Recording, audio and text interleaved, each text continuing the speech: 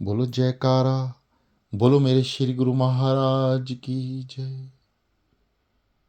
बोलो श्री सद्गुरुदेव भगवान की जय। बोलो श्री परमहंस दयाल जी महाराज की जय। श्री गुरु महाराज जी की प्रेमी संगत, आइए रोज की तरह इस बार भी अपना अपना आसन ग्रहण कीजिए। दोनों हाथ ज्ञान मुद्रा में, रीढ़ सीधी, गर्दन सीधी, नितंब के नीचे किसी भी तरह का सहारा आपकी रीढ़ में दर्द ना हो। जो साधक धरा पे जमीन पे नहीं बैठ सकते वे सोफे का, कुर्सी का, किसी भी सुविधाजनक चीज का, जगह का इस्तेमाल करें। जो मजबूर हैं, जिनके घरों में पलंग के अलावा कोई और सुविधाजनक जगह नहीं है, निश्चिंत रहें। जिस पलंग पर आप सो रहे हैं, दास शुरू से ही कहता है कि आप उस पर ना बैठें, उस पर ध्यान साधना ना करें, परंतु जहां मजबूरी होती है वहां उपाय हैं। सदगुरुदेव भगवान जी का यदि जल हो आपके पास तो आप उसको छिड़क कर बैठें। 3 बार सदगुरुदेव भगवान जी का नाम लें और छिड़क लें, अपने ऊपर भी और पलंग पर भी। यदि आपके पास कोई सुविधा नहीं है तो, और दूसरा, यदि आप नहा नहीं पा रहे हैं किसी भी कारण से, कारण चाहे कुछ भी हो सकता है आप सब कुछ ठीक है, आपका मन नहीं है क्योंकि आपको आदत नहीं है, कोशिश करें नहा लें। अत्यंत फलदायक अमृत बेला, जिसका लाभ आपको कब होगा, कितना होगा, अंदाजा नहीं कह सकते, ना ही आपको पता लगेगा। ये ऐसा सूक्ष्म राज है जो आपको दिखेगा नहीं, बदल देगा आपकी जिंदगी को। अपने ऊपर भी जल छिड़क लें जो नहीं नहा पा रहे हैं। वैसे तो दास कहता है कि आप नहाएं, नहाकर ही बैठें। नहाने के कई लाभ हैं। शरीर का मेल तो धुलता ही है, नींद का आवरण, और नींद की वजह से इंद्रियों में हो रही हलचल, सुस्ती, या कहिए कि बुरे आवरण, जो नींद का आकार, आवार उसके ऊपर रहता है, वह धुल जाएगा। नींद के कारण शरीर में जो गर्मी अंदर बनी रहती है, जिसके कारण से नींद आती है, वह शांत हो जाएगी, ठंडी हो जाएगी, और बहुत लंबे समय तक नींद आपको तंग नहीं करेगी। इसलिए नहाना अत्यंत आवश्यक है। नींद का आवरण भी खत्म होता है और शरीर शुद्ध भी होता है। आपका मन भी पहले से ज्यादा लगेगा। फिर भी बहुत से साधक नहीं नहा पाते। वे साधक निश्चिंत रहें। जैसे पलंग पर जल छिड़का है, ऐसे अपने ऊपर भी छिड़कें। ऐसे ना बैठें। सदगुरुदेव भगवान जी का नाम लें, कोली में जल भरें, थोड़ा सा जैसे चरणामृत होता है, और अपने सर की सीधी दिशा में ले जाके ऊपर ठीक सर के 3 बार प्रभु का नाम लेके छिड़क लें। 1 बार लें, 3 बार छिड़कें, फिर 1 बार लें, 3 बार छिड़कें, फिर 1 बार लें, 3 बार छिड़कें। टोटल 9 बार छिड़केंगे, परंतु हाथ का इशारा केवल 3 बार होगा। ये तथ्य बार बार तो नहीं बताए जा सकते हैं, आप इन्हें याद रखें। दास से भूल हो जाएगी तो रोज नहीं बता पाएंगे आपको। इसलिए आप इन सब चीज़ों का ध्यान रखें कि जो एक बार बताया गया है वो रिपीट ना करें, क्योंकि समय व्यर्थ ही खराब हो जाता है। समझने की प्रयास करें और एक दूसरे को बताएं। जो आपके संपर्क में हैं उन्हें पहले से ही बता दें, आप ऐसे नहीं ऐसे करें, क्योंकि आप भी तो हैं सदगुरुदेव भगवान जी की सेवा में। आपने भी तो संगत को अमृत बेला से जोड़ा है, तो आप भी वही कार्य कर रहे हैं, जो कार्य, जो सेवा सदगुरुदेव भगवान जी इस दास से ले रहे हैं। आप भी सेवादार बनिए। खुद तो उठे हैं, दूसरों को भी उठाने का प्रयास करें, क्योंकि जीव जब तक गुरु की शरण में नहीं जाएगा उसको प्राप्ति नहीं हो सकती। इसलिए कोशिश करें, हर एक जीव को गुरु दर तक लेके जाएं। यह सेवा है। आगे का कार्य श्री सद्गुरुदेव भगवान जी का है, हमारा नहीं है। हमारा केवल इतना ही कार्य है, उसको प्रेरित करें, प्रेरणा दें और दरबार की तरफ लेकर आएं। सभी संगत को, जो सद्गुरुदेव भगवान जी के प्रेमी हैं, उपदेशी हैं, उन्हें ये कार्य सद्गुरुदेव भगवान जी का जानकर करना चाहिए। पता नहीं किस जीव की लो लग जाए और उसका प्यार श्री चरणों में लीन हो जाए। अगर ऐसा होता है तो आप विचार करें, सद्गुरुदेव भगवान जी आपसे कितना प्रसन्न होंगे। बिना किसी जाप तप योग यज्ञ साधना अमृत वेला इन सब के बिना भी आपको चरणों की प्राप्ति हो जाएगी। हमने सुना है बहुत से पापियों को गुरुओं ने तार दिया, मोक्ष प्राप्त करा दी। क्या था? यही तो था, एक सत्कर्म उन्हें गुरु की शरण में ले आया और शरण में आते ही उनके पुण्य कर्म की जागृति हो गई और वे चरणों में लीन हो गए, प्रेमी हो गए। उनकी याद अपने दिलों में बसा ली और फलस्वरूप गुरुदेव की प्रसन्नता प्राप्त हुई। प्रसन्नता प्राप्त होते ही गुरु ने अपना ही रूप बना दिया। ऐसे कितने ही तथ्य हैं हमारे सामने। दोनों हाथ ज्ञान मुद्रा में, आंखें कोमलता से बंद, आंखों पे किसी तरह से कोई दबाव ना रहे, रीढ़ को साधारणता सीधी रखें, किसी तरीके का शरीर में कोई दबाव ना रहे। ऐसा ना लगे शरीर को कि आप साधना में बैठे हैं और शरीर को अकड़ापन रखा है। नहीं, बिल्कुल साधारणता सीधा। गहरी लंबी सांस, नाभि से भी नीचे,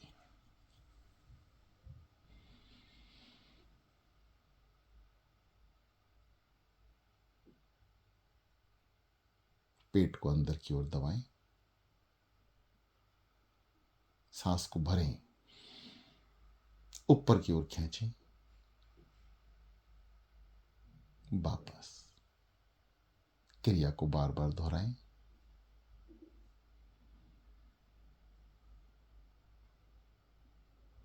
वापस। पुनः प्रयास करें, पेट को अंदर की ओर संकुचित करें, सांस को बाहर खींचें, अंदर की ओर नाभि से नीचे तक एकत्र करें। विचार करें कि प्राणवायु आपकी नाभि पे रुकी हुई है और ऊपर की ओर खींचे। गर्दन को सीधा रखें, गर्दन झुक गई है तो उसको सीधा कर लें सांस भरते समय और धीरे धीरे बाहर, अंदर, मस्तिष्क तक लेके जाएं। 2 4 5 10 सेकंड को रोकें, जब तक आपकी क्षमता हो जाने दें। इसी क्रिया को नाम में बदल लें, सांसों के जरिए नाम। सांस अंदर की ओर संकुचित करें, पेट को अंदर दबाएं, सांस भरते हुए पेट अंदर, ऊपर की ओर खींचें। दोनों आंखों को तिलक स्थान तक लेके जाएं, मिलाएं। थोड़ा सा पेन होगा, दर्द होगा, कोई बात नहीं, सहन कीजिए। जीवन में इतने दर्द सहन किए हैं, आज अध्यात्म में केवल एक ही दर्द आता है, वो है आंखों की पुतलियों का। जो इसको सह गया, स्थिरता आ गई,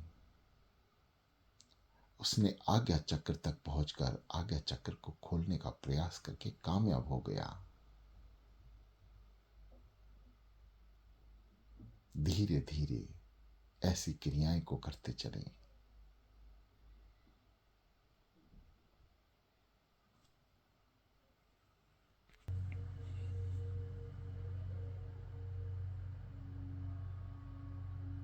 मन को स्थिर रखें, सांसों पे नाम सतगुरुदेव भगवान जी का। सो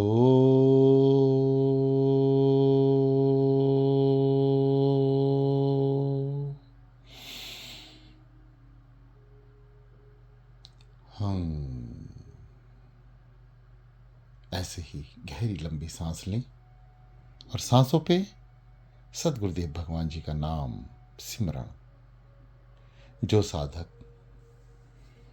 सांसों पे सिमरण करने में असुविधा या परेशानी महसूस करते हैं या किसी का मन नहीं लगता, तो आप घबराएं ना। आप होठों से भी बोलकर नाम उच्चारण कर सकते हैं, साधना में जा सकते हैं। ये प्रथम प्रयास है। कुछ समय तक, कुछ दिनों तक आप मुख से बोलें। महीना, सवा महीना लगातार मुख से बोलकर जपें। जब मुख को आदत पड़ जाएगी तो जिह्वा से जपें, अंदर जीभ चलेगी। उसके बाद एक सवा महीना ऐसे ही प्रयास करें। उसके बाद सांसों से जपें। सो हंग, सो हंग। सांसों पे जपते समय पेट अंदर की ओर जाए, सांस ऊपर की ओर खींचें, आज्ञा चक्र तक प्रवेश करने की प्रयास करें। आंखें दोनों आज्ञा चक्र पे एकत्र करने का प्रयास करें, क्योंकि जब प्रयास करेंगे तभी कार्य सिद्ध होंगे। साधना क्या है? प्रयास। आपको बताया मुख से बोलें, जिह्वा से जपें, सांसों से जपें।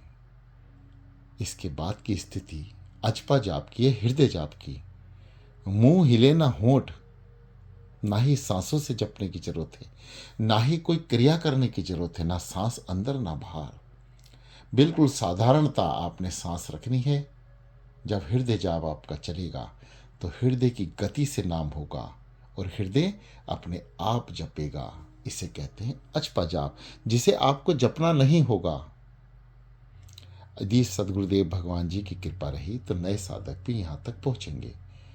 बहुत से पुराने साधक अजपा जाप तक पहुँच चुके हैं। वह संपर्क करते हैं और बताते हैं, कुछ क्रियाएं अपनी बताते हैं जो उनके शरीर में हरकत हुई है, उसका अध्ययन करके अनुभव बताते हैं। सदगुरुदेव भगवान जी उनका मार्गदर्शन करते हैं और वह आनंद की अनुभूति कर रहे हैं। आज वह अजपा जाप की ओर बढ़ चुके हैं। वह साधक भी आज इस साधना को सुन रहे हैं। जो साधक अजपा जाप कर रहे हैं, चल रहा है, वह बिना सुने भी अपने कानों में लीड लगा के रखें ताकि बाहरी आवाज आपको ना आए। उन साधकों को कुछ भी सुनने की आवश्यकता नहीं है जिनका अजपा जाप चल रहा है। वह आनंद लें, ध्यान को एकत्र करें, गहराइयों तक पहुंचे। उनके पास अवसर है। जिनका अजपा जाप, हृदय जाप चल रहा है, उनके पास बहुत अच्छा अवसर है। वे कान से कुछ ना सुने, ना सत्संग सुने, ना भजन सुने, शांत होकर बैठ जाएं और हृदय की गति की ओर अपना ध्यान केंद्रित कर लें, क्योंकि हृदय से नाम का उच्चारण हो रहा है। उस ओर ध्यान दें। जो साधक हृदय गति से नाम जप रहे हैं, हृदय से नाम ले रहे हैं, वे अपने मन को, शरीर को, आत्मा को, मस्तिष्क को एकाग्रचित कर लें। अब उसका प्रयास करें।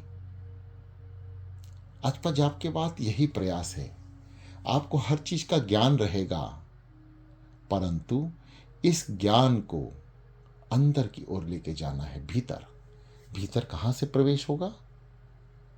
आज्ञा चक्र से। आज्ञा चक्र पर रुकने का प्रयास करें और ये वही कर सकते हैं जिनका अजपा जाप चल रहा है, क्योंकि सांसों से स्मरण भी सांसों की तरफ ध्यान रखने के लिए कहता है। जिह्वा से बोलेंगे तो कान सुन रहे हैं, होंठ से बोलेंगे तो भी कान सुन रहे हैं, और सांसों से जपेंगे तो भी कान सुन रहे हैं। यदि यहाँ पे कान नहीं सुन रहे तो आपका मन लेकर आपको भाग चुका है। यदि कान सुन रहे हैं तो मन लगा हुआ है। अचपा जाप, इसमें कान का कोई रोल नहीं रहता। सांसों की अहमियत खत्म हो जाती है। मुख से बोलना, जिह्वा का हिलना सब स्थिर हो जाता है।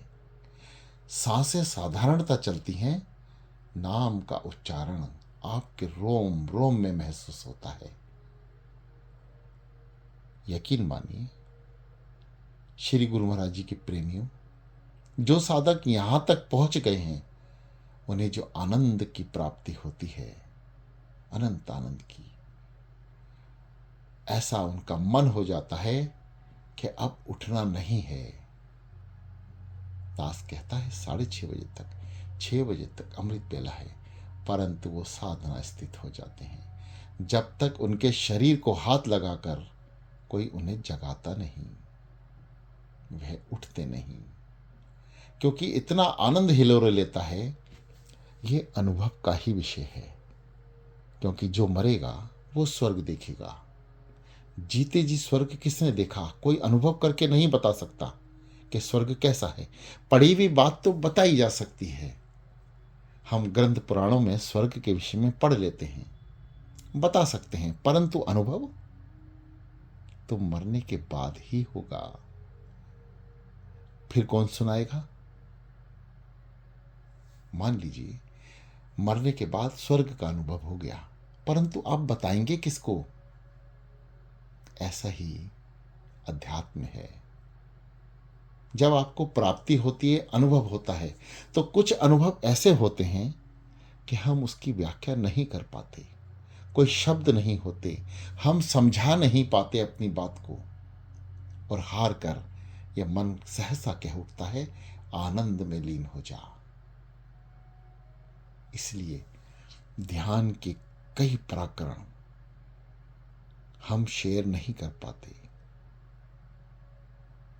यहां तक पहुंचने के लिए किसी जिज्ञासु से मिलना पड़ता है, उन संत महापुरुषों से जिन्होंने नाम की कमाई की है, जिन्हें पता है रास्ता, जिसे रास्ते का अनुभव है और वो जागृत है।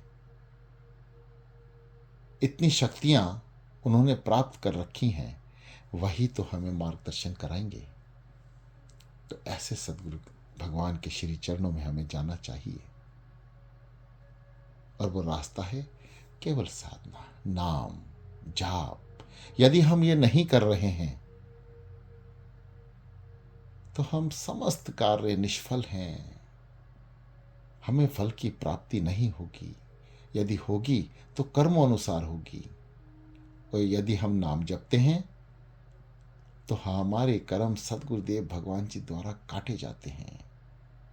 एक नाम की कीमत 1000 पाप कर्मों पर भारी पड़ती है।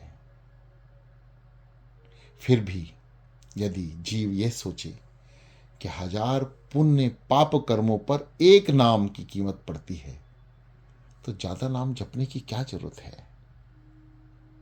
श्री नंगली निवासी भगवान जी के प्रेमियों, हम हर एक पल पाप कर्म करते हैं, इसे ना भूलें। जाने अनजाने में, सोचकर ना सोचकर, अज्ञानतावश पता नहीं कितने पाप कर्म हमारे शरीर से होते हैं, जिसके हम कर्ता बनते हैं। जिस कर्म के हम कर्ता बन गए उसका फल हमें मिलता है, चाहे वो अच्छे हों चाहे वो बुरे। परंतु ग्रंथों में कवियों द्वारा, महर्षियों द्वारा, संत महापुरुषों द्वारा एक बात बार बार कही गई है कि हर व्यक्ति, हर जीव जो इस धरती पे पैदा हुआ है, वो हर एक पल में एक पाप कर्म करता है। 1 घंटे में कितने मिनट हुए? 60 मिनट। और 60 मिनट में कितने सेकंड हुए? आप विचार कीजिए, 1 घंटे में आपने कितने पाप कर्म करे, और 24 घंटे से गुना करें तो कितने हुए? अच्छा, हम इसके बदले में जाप कितना करते हैं, नाम कितना लेते हैं? विचार करें, ये विचार करने योग्य बातें हैं।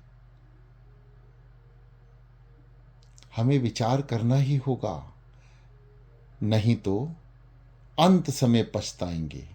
कब? जब प्राण छूटने को होंगे, तब होश आएगा। जब यम बताएगा कि तूने जपा, सब कुछ जानबूझकर भी जानता था कि नाम की कीमत है, फिर भी नहीं जपा, पछताएंगे। जो नहीं जप रहे हैं नाम, वो तो पछताएंगे ही। जो जप रहे हैं वह भी पछताएंगे, ये सोच के कि हमने कम जपा। प्रिय साधकों, ज्यादा से ज्यादा नाम, ये अमृत बेला। जब हम 3 बजे उठ के बैठते हैं, अभी हमने चालिया करा, 1:30 बजे उठते थे। बहुत सी संगत 3 बजे तक उठती, बहुत सी संगत 4 बजे तक उठी, परंतु उठी। ग्रुप में जितने मेंबर हैं, कुछ को छोड़ दिया जाए, हो सकता है उनके साथ मजबूरियां हों, बुजुर्ग हों, बीमार हों, परेशानी हो, बच्चे हों, जो नहीं उठ पाए, परंतु उन्होंने भी दिन में सारी साधना को अर्पण किया। देखा, जो 3 बजे उठ रहे हैं, उठ के जाप कर रहे हैं, विचार कीजिए 6 बजे तक कितना जपा। 24 घंटे में जितने पाप कर्म करे, और 3 घंटे यदि हमने नाम जपा या 2 घंटे जपा, तो वो सभी पाप कर्मों पे हमारे जपे हुए नाम भारी पड़ गए, और दिन प्रतिदिन हमारे पुण्य कर्म बढ़ते चले गए। यह है अमृत बेला का फल। और जिस इंसान के, जिस जीव के पुण्य फल बढ़ जाते हैं, वो सदोगति को प्राप्त होता है, गुरु को प्राप्त होता है, गुरु की प्रसन्नता को प्राप्त होता है, गुरु के चरणों को प्राप्त होता है। सांसों पे सदगुरुदेव भगवान जी का नाम ना भूलें। इस मन को बार बार याद कराएं कि हे मन, तू साधना में है। मन 2 काम एक साथ कर सकता है, जाप भी कर सकता है, कान को सुना भी सकता है, विचार भी कर सकता है। जपना और सुनाना एक बात है, विचार करना दूसरी बात है। मन 2 काम केवल मन को ही वरदान है। शरीर में इतनी सारी इंद्रियां हैं, केवल मन ही एक ऐसा है जिसे वरदान है कि मन, तू 2 काम एक साथ कर सकता है। सदगुरुदेव भगवान जी का ध्यान भी कर सकता है और उनका नाम भी उच्चारण कर सकता है। ये मन की खासियत है। हमें मन से कार्य लेना नहीं आता। ये मन घोड़े के समान है, इसे दाना दो और काम लो। सदगुरुदेव भगवान जी ने अपने ग्रंथ श्री जीवन चरित्र में भी इस मन को किस तरीके से एकाग्र करना है उसका वर्णन किया है। कुछ ही समय बाद श्री जीवन चरित्र के अध्यायों में वे लीला आई। आप ध्यान से सुनते। साधना अत्यंत महत्वपूर्ण विषय है मनुष्य जाति के लिए, क्योंकि केवल मनुष्य ध्येय में ही आप इस सेवा को, इस कार्य को कर सकते हैं। पशु नहीं कर सकता, पक्षी नहीं कर सकते, जल के, थल के, आसमान के जीव इस कार्य को नहीं कर सकते। ये केवल मनुष्य ही कर सकता है। ये वरदान भी केवल और केवल मनुष्य के पास ही है। हे सदगुरुदेव भगवान जी के प्रिय साधकों, एक भी पल को ना गवाएं। हर एक पल कीमती है। हर पल का कीमत है नाम।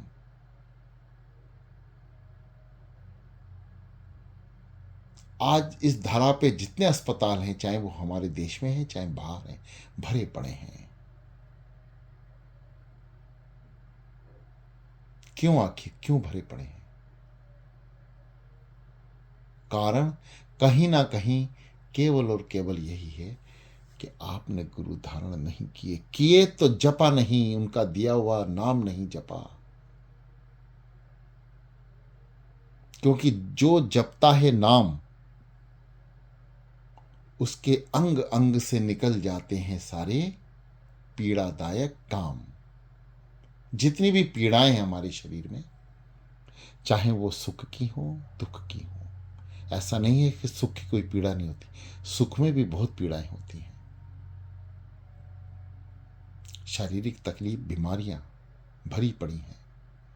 केवल नाम लेने मात्र से ही इस शरीर के इस आवरण से वे बाहर हो जाती हैं। यह दास का अनुभव है।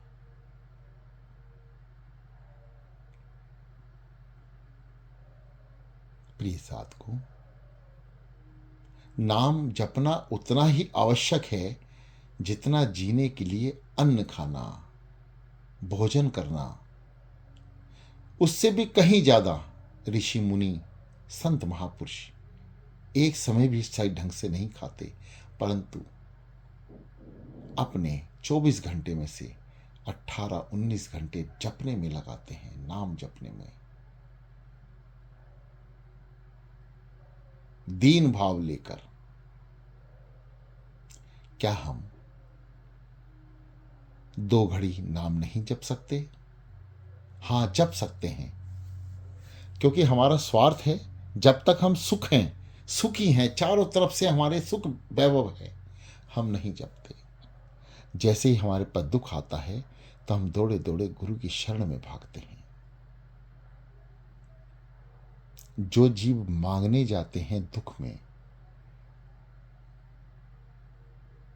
उन्हें अपने कर्मों के अनुसार प्राप्ति होती है, और जो दुख में शरणागति हो जाते हैं उनको गुरु प्राप्ति होती है। ये दास का अनुभव है। ठीक है, आप आज कर्मों अनुसार सुखी हैं, ना कोई बीमारी है, ना कोई परेशानी है, ना ही किसी बात की चिंता है, परंतु ऐसा नहीं है कि ये सुख स्थिर हैं। आने वाले समय में ये स्थिरता डगमगाएगी, चाहे रूप कोई भी हो।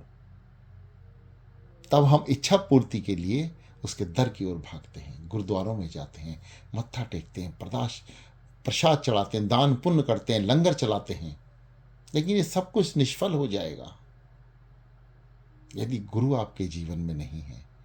और यदि हैं तो भी आप मतलब से गए, अपने दुख निवारण के लिए झोली फैलाई, तो आपको प्राप्ति कर्मों अनुसार होगी। और एक भक्त दुख आते ही चरणों में गिर जाता है, लीन हो जाता है, कुछ नहीं कहता, अपने दुख भरे आंसुओं से, पश्चाताप के आंसू से सदगुरुदेव भगवान जी के चरणों को धो देता है। वह अपने सदगुरुदेव की प्रसन्नता बहुत जल्दी पा लेता है, और उसके ऊपर आया हुआ संकट बहुत जल्दी टल जाता है। ऐसी है सदगुरुदेव भगवान जी की महिमा। इसलिए उनका गुणगान जितना ज्यादा किया जाए कम लगता है।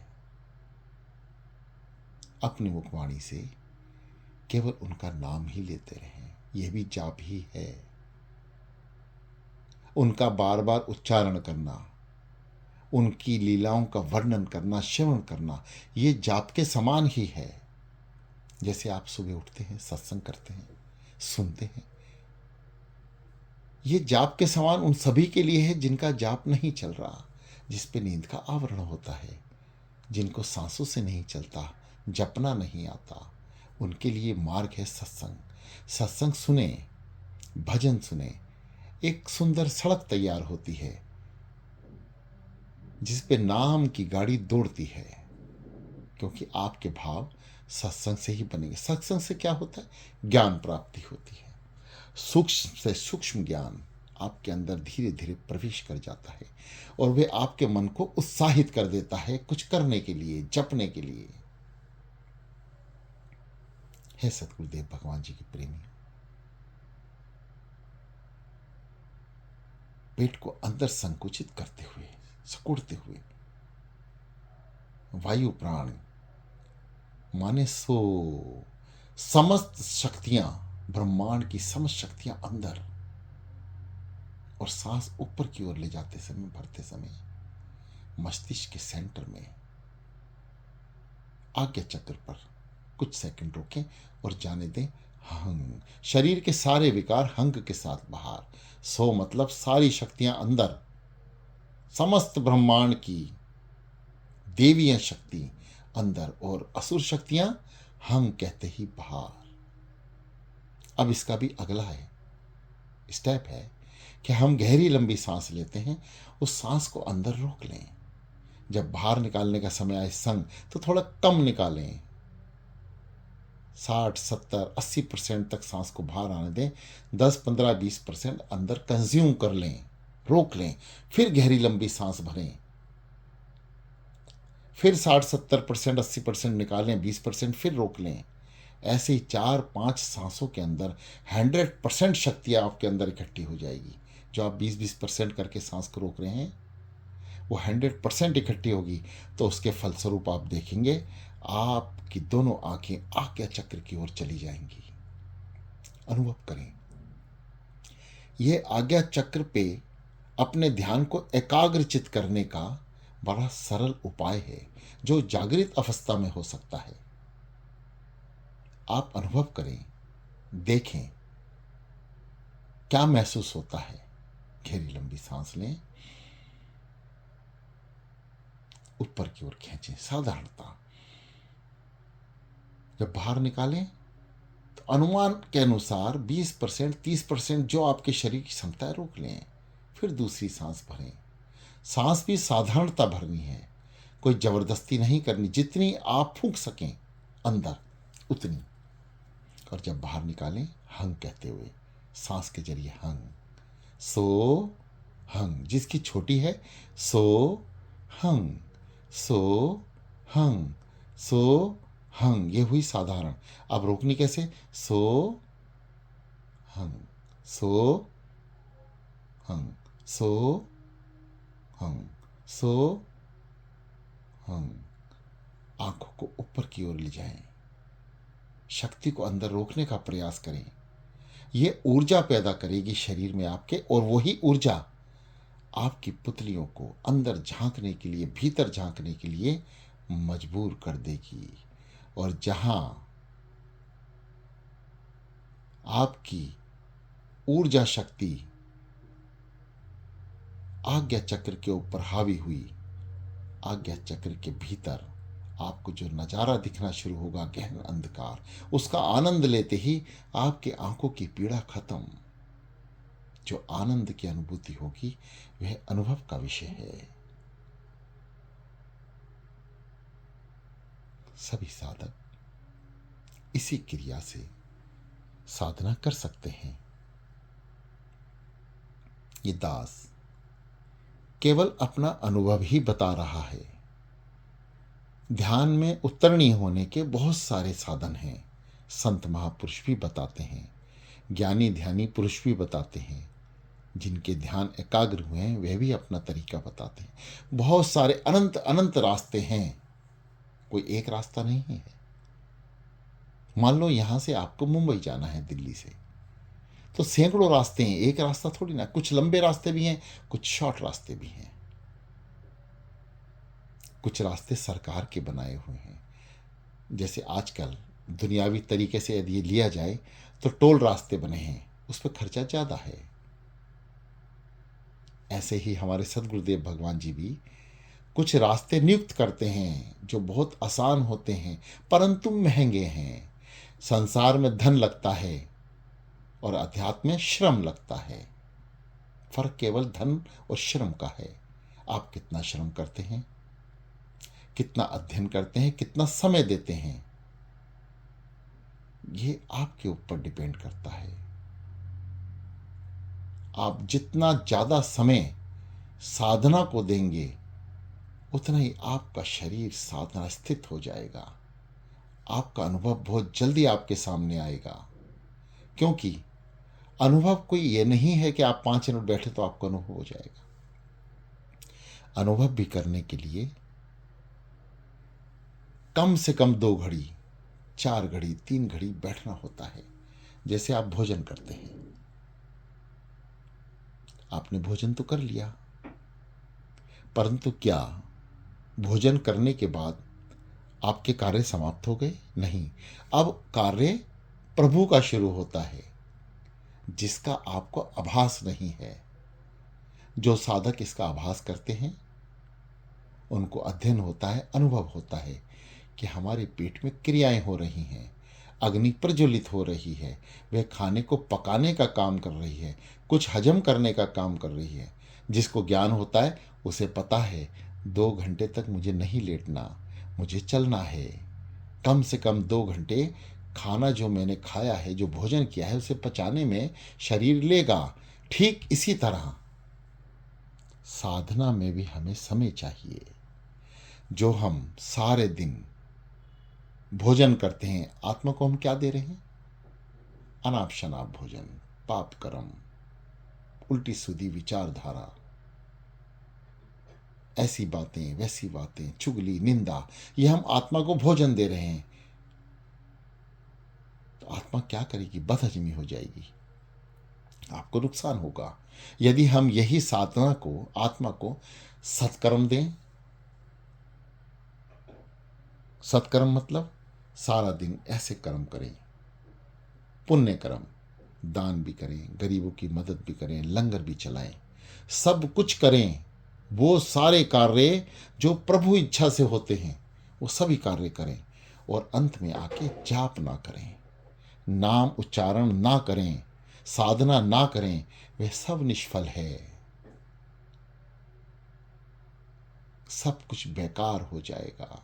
इसलिए अपने सभी पुण्य कर्मों को उत्तरणीय स्थान देने के लिए साधना में बैठ जाएं। जितने आपने दिन में कर्म करे हैं, अच्छे पुण्य कर्म किए हैं, उन्हें शक्ति प्रदान होगी, उनको बल मिलेगा, उनको शक्ति मिलेगी। वे आपके बुरे कर्मों से, पाप कर्मों से लड़ेंगे और उन्हें पराजित करेंगे, और एक दिन आपको साधना में विजय प्राप्त होगी। केवल वही कारण बनेगा, वही प्रसन्नता का कारण बनता है जब हम साधना में, ध्यान में विजय प्राप्त करते हैं, उच्च स्थान तक पहुंच जाते हैं, जिस स्थान तक पहुंचने के लिए मानुष जन्म मिला है। प्रिय साधकों, सदगुरुदेव भगवान जी की कृपा से ही ये दास बोल रहा है, त्रुटि संभव है। मैं अपने श्री सदगुरुदेव भगवान जी के श्री चरणों में भी क्षमा प्रार्थी हूँ।